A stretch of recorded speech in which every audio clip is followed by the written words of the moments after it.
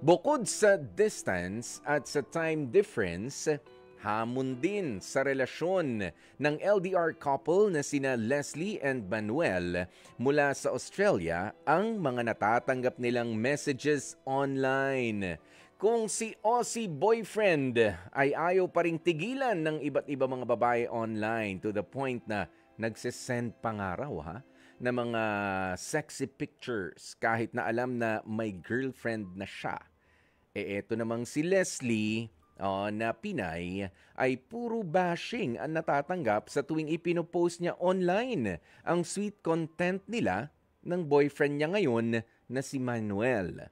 Ayan, tila ayaw rin daw lubayan itong si Leslie ng nakaraan. Lalo na nagkaroon pala siya ng ex-American fiancé na 50 years old na nag-cheat sa kanya noon.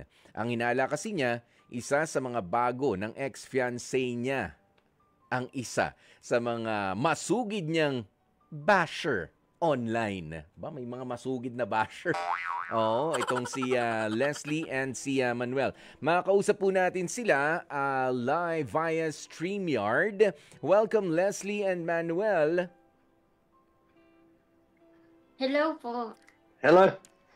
Hello. Manuel, is that how you pronounce your name? Yeah, it's Manuel. It's Manuel. I'm a Spanish background, yeah. Oh, Spanish. Okay, you're in Australia and Leslie is from Cebu. How did you two know each other? Short story. You go, Maggie. Oh, sorry. No, I am from Kwan po, from Matag Oblate, but I am currently living here in Cebu. Okay, Leyte. So, okay, can continue, Manuel. How did you meet Leslie? Is it online? Did you come? Did you visit the Philippines before? No, before I met Leslie, I hadn't visited the Philippines. We met on TikTok. I found one of her videos and decided to comment on it. What's so special about Leslie that you wanted to have a relationship with her? Do we have like a few hours here? Or it's a very long list. But in short, she's like the most lovely, caring, sweet person I've ever met. All right. Leslie, ano ba mga content mo doon? At parang talagang, ano ba yan? Di ba sa TikTok kasi may mga pasayaw-sayaw? Ano ba? Luto-luto? O ano ba? Saan ba natuwa sa'yo itong si Manuel? Ano po, hindi po sa ganun. It was, I was so heartbroken that time and sobrang lungkot po ng buhay ko before. It was so stressful. So I decided to post something hurtful I've experienced during my past relationship. And then, nakita niya po yon and then, yun, message niya po ako. So, Manuel, it looks like you're the knight in shining armor when Leslie got heartbroken. Is that right? I guess in her eyes, sure. But she helped me just as much as I helped her, to be honest. In what way? Were you broken also that time during those times that Leslie's posting her heart being broken on TikTok? Yeah, I really resonated with her story. I could see a lot of my situation in that, and that's why I decided to contact her. Yeah, we're pretty similar, to be honest. Yes. All right, Leslie, kailan pa kayo naging magkarelasyon ni Manuel? Last May 9. Matagal-tagal na rin, ha? So, have you been to Australia? Not yet? Not yet. Planning po. Manuel, have you been here in the Philippines? Yeah, I came in May. I came there and I met Leslie already in August, yeah. And I'm planning to go back in another month.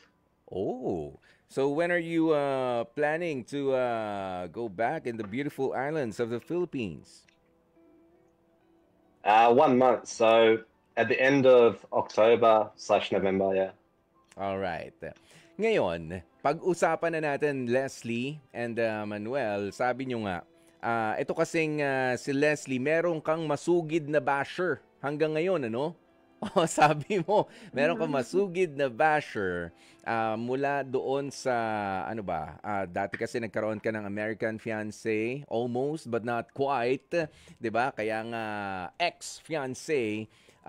Paano ka ginugulo nung babae ngayon? Ay, hindi ko po alam na siya talaga yung ano po, or family nila or relatives or yung bago ng ex ko. It's just the way they message me, like it's so detailed. So wala namang ibang nakakaalam ng buhay namin. So it's actually them and me. So I was just assuming that sila po yun. Sila as in, ano ba to? Filipina rin. Yes po. Oh, okay. So may idea ka, ano ba, kakilala mo pa ba? Yung bago niya po, I think yan yung ano, yung bago ng ex ko ngayon. That is, I'm not gonna say that she is the reason, pero sobrang dikit po kasi nung naging sila after nung ano kami, naghiwalay. Like Okay. a day. So, parang cheating po. Oo, ganyan na. At ano naman, ano makukuha niya kung siraan ka pa rin niya? I don't know. Diba? It's confusing. It's confusing that someone is bashing you for nothing. Don't you think so, Manuel? Yeah, I guess it's just the nature of people. Like they people are jealous by nature, and they don't like seeing other people happy when their lives aren't so happy themselves. So, but we wish them all the best, and I hope everyone can find a love for this like genuine as this. To be honest. Yes, but how can you be jealous if Leslie here broke up with her ex-fiancé already? Or is this woman allegedly is jealous of Manuel? Leslie. I actually I don't know. Ganito po kasi yung nangyari. So hindi pa kasi I'm posting our videos with my ex-fiancé din po before on my TikTok. So yung nangyari hindi po namin pinost yung breakup namin kasi blurry pa po yung that time. So wala so blurry pa po. So tapos may nakita kaming video him going to the house of the new girl and like my relatives, my families and stuff, like they freak out. And I was just ano po, sitting there lying down on my bed kasi sobrang stressful na po nung that time. So nalaman po namin na ganun, tapos nagka-communicate po yung family nila, yung bago, tapos nung family namin. Pero sila po yung unang nag-reach out. Oh, talagang hinahabol-habol ka pa nga nung past relationship mo, no? Oo. Yes po. Well, we can only speculate dahil sabi mo nga hindi mo na masyadong iniintindi. Pero nakakainis lang rin talaga kapag hanggang ngayon you're starting anew with Manuel pero meron talaga mga jealous people around na ayaw pa rin tumahimik, 'di ba? Okay, Manuel.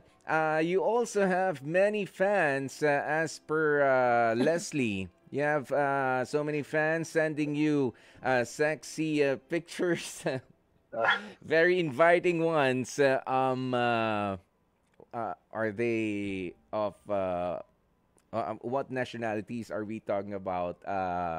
Exclusively Filipina or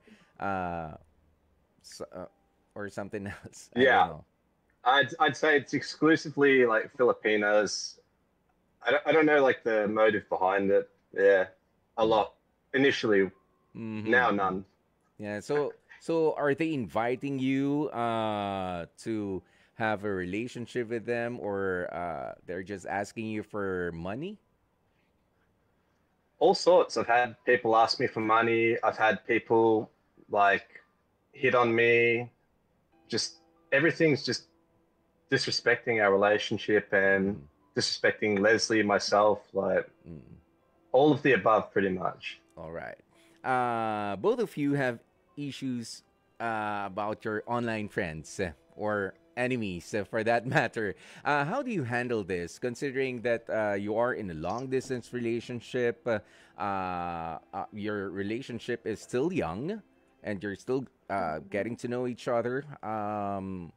And how do you plan to go through with all of these happening around? Well, I guess it's just respecting your partner and communication is like a big thing. Trust as well and mutual respect. So Leslie trusts me and I trust her not to interact with people. Mm-hmm. And I've actually gone extra steps to prevent it from happening. Because at first it was kind of like flattering, but it's just annoying now. So I decided to turn off like Yeah. Mm-hmm. their ability to directly message me. Mm-hmm. Mm-hmm. Mm. So, for now, Leslie has got your password. Did you have to do that? That you can, Leslie, kaya mong silipin. Nauubusan akong English dito.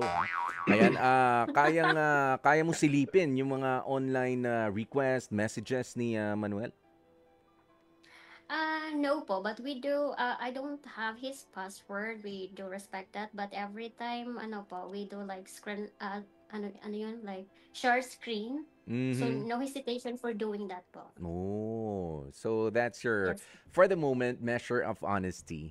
Yes po. Because you know what, Manuel, couples here in the Philippines tend to get each other's password in social media. That's their measure of Oh, honesty yeah. here.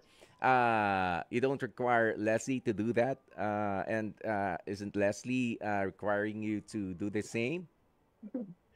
Um, she's offered me her password, but I have no interest in that. I Mm. trust my partner, and if she wanted it, she's more than welcome to have my password as well. Mm. So, All right. So, Leslie, ano ba ang gusto ninyong sabihin para dito sa mga basher ninyo, para doon sa mga nag invite pa rin? Well, yung napaka-informal, sabihin pa nga natin siguro, I can only assume, lewd invitation kay Manuel online. In a relationship na kayo, item na kayo, 'di ba? Kumu-couple goals Mhm. na kayo, ba't ba ayaw pang patahimikin? Ano bang panawagan mo sa kanila? And si Manuel also. Ano po, ah, ito lang pinakinggan. Ano sabi mo? Do you want to go first or? I didn't understand the question because it was Tagalog. Oh, ikaw na I'll mag-translate, follow Leslie. your lead. You go Napapagod first. na ako. Oh. No, Manuel, what can you say about these people that seems to be watching you and Leslie and trying to destroy your relationship? Do you have any message for them? Yeah, keep trying because it's very entertaining and it makes me laugh. All right. Easy lang, 'di ba? Oh, it's your turn, Leslie. So before po kasi I was a small content creator lang po even until now. So Mm. yung mga nagbabash po, I am affected po ako doon sometimes. Pero yung body shaming na po kasi yung ano usually po yung ganon. Uh-huh. Tapos Manuel kasi is a gamer, so he is good at dealing with trolls and bashing. So he helped me with that.